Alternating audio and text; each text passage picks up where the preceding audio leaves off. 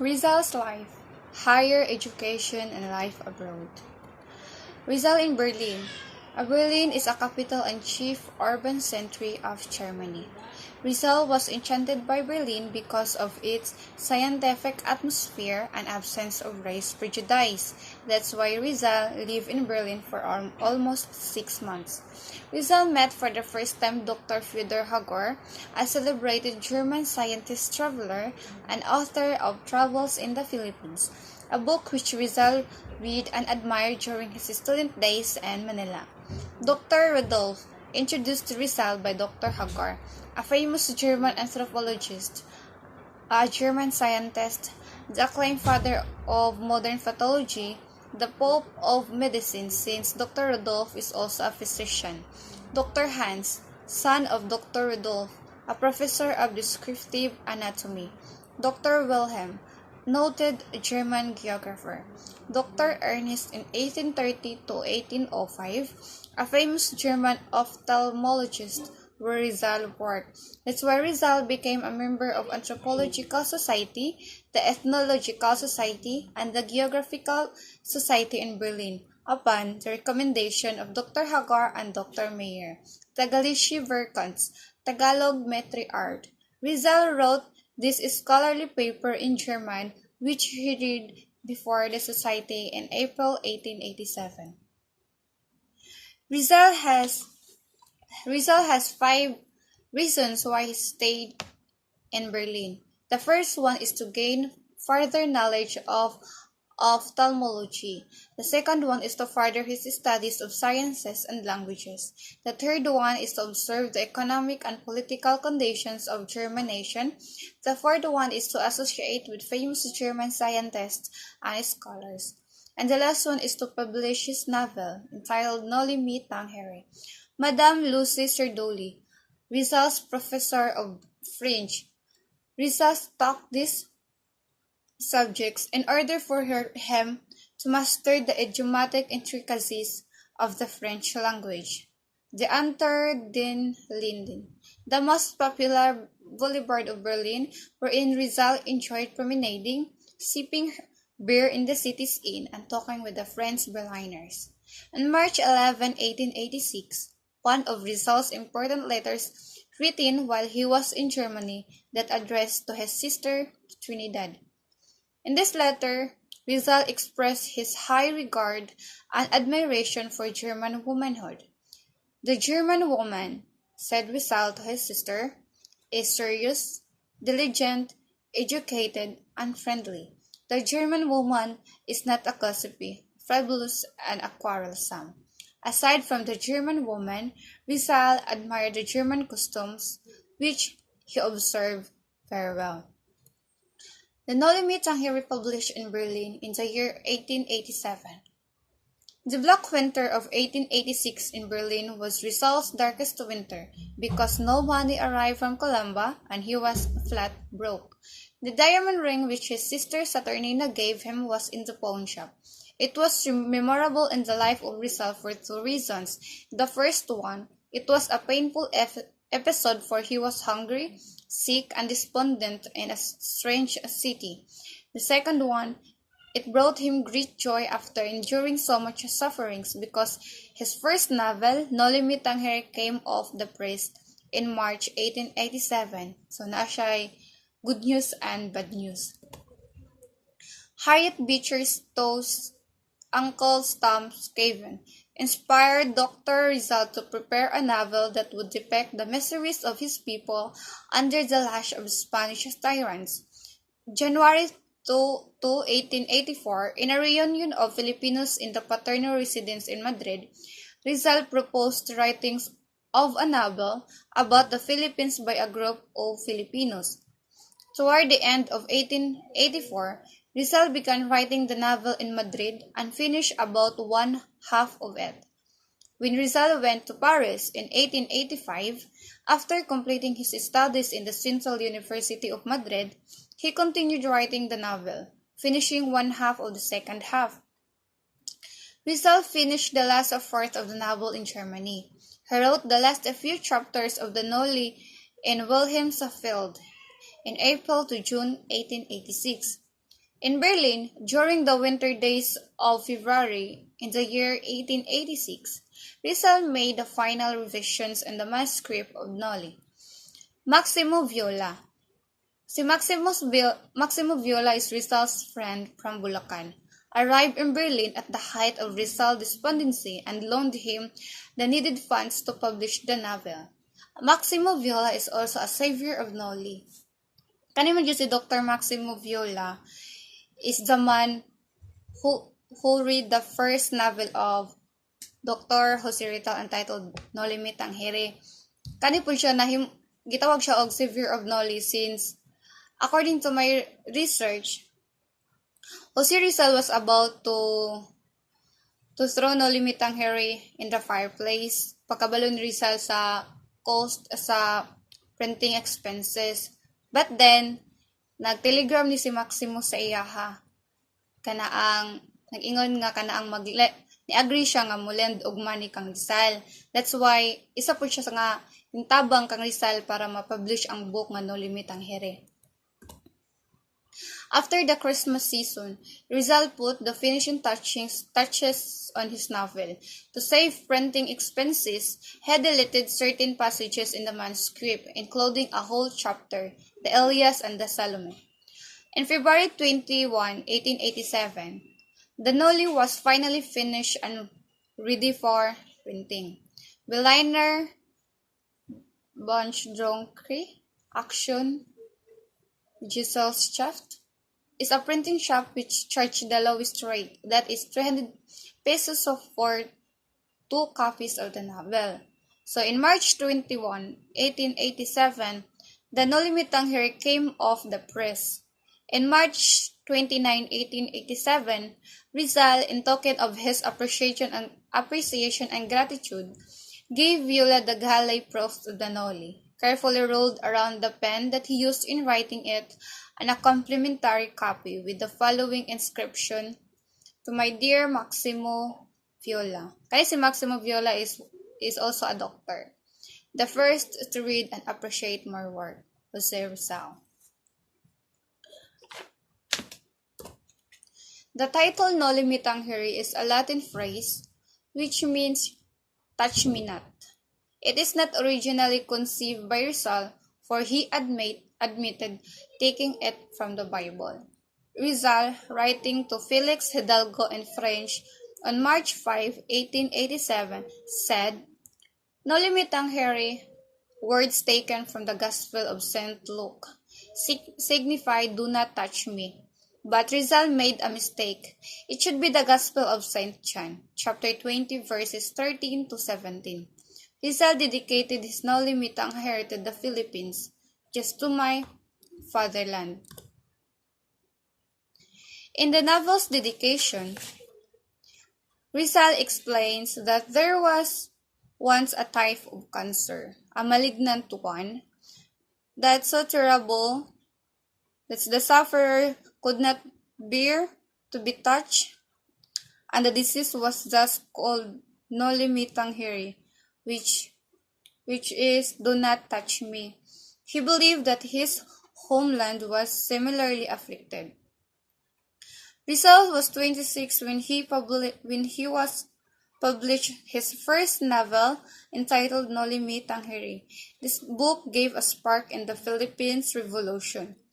It talked about Spaniards' arrogance and unspeakable use of religion to achieve their own desires and rise to power. So as we can see, cover ni siya sa book nga Noli Me Tangere. So the cover of Noli Me Tangere was designed by Rizal. He personally designed the cover, and it is a catch of explicit symbols. Na makita nato dira ang woman's head atop of Maria Clara, Buddhist represents the nation and the woman, victims of the social cancer. So ang di ba ang Noli Me Tangere kay touch me not, so connected siya dito as a woman nga naay cancer, since katuang nga time is nauso ang katuang ang sakit nga cancer bitaw ang malignant one. So One of the causes of the cancer is symbolized in the friar's feet na nasa ubos na kanang sa iyahang tiil banda. The aggravating causes of oppression and discriminations are shown in the guard's helmet and the iron chains. So ang kaniang guard's helmet nani siya meaning. So ang helmet kay nag-represent siya og an obvious take on the arrogance of those in authority.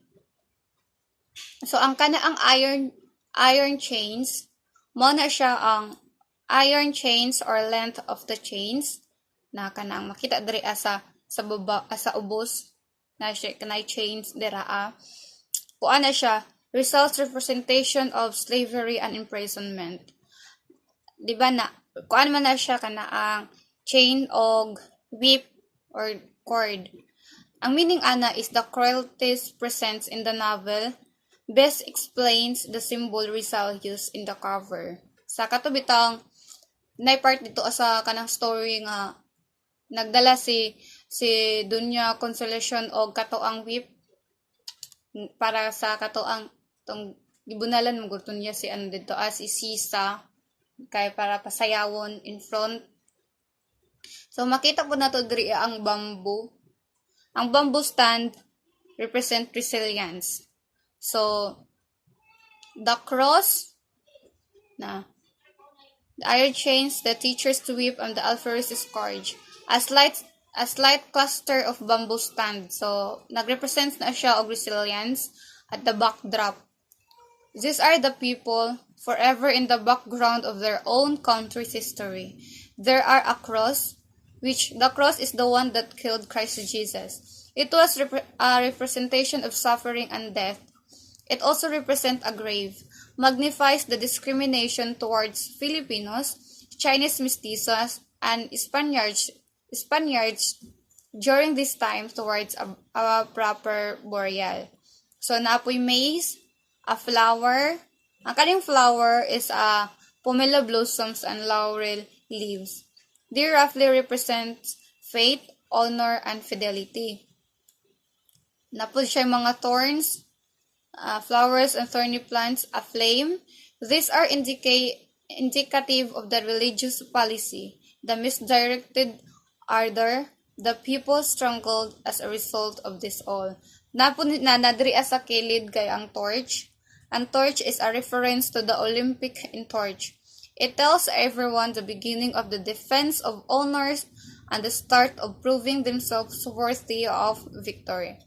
Rage and passion are most abundant in this phase, represent a phase that could possibly mean everything to every single suffering Filipinos.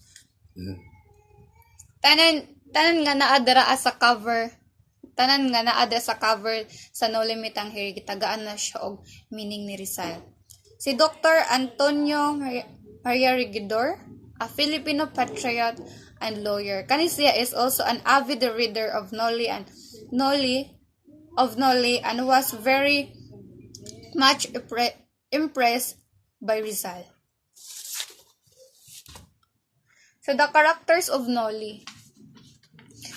The No Limit ang Here was a true story of the Philippine conditions during the last decades of Spanish rules.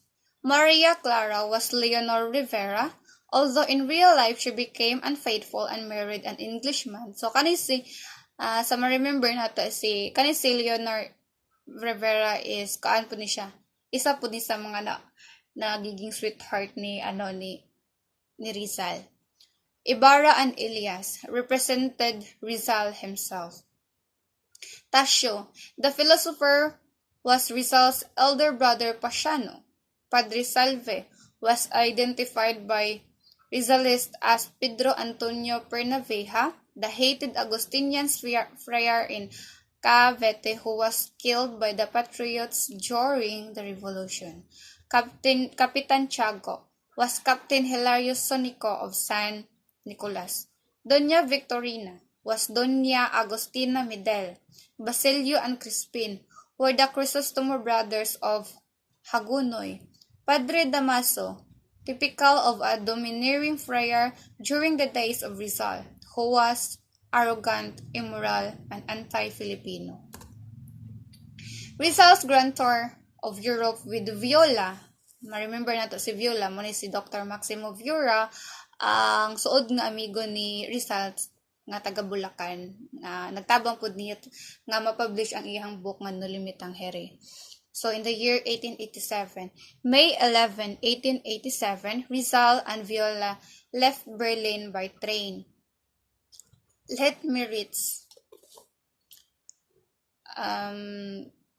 At 1:30 p.m. of May 13, 1887, the train, with Rizal and Viola on board, arrived at the railroad station of Litmeritz, Bohemia.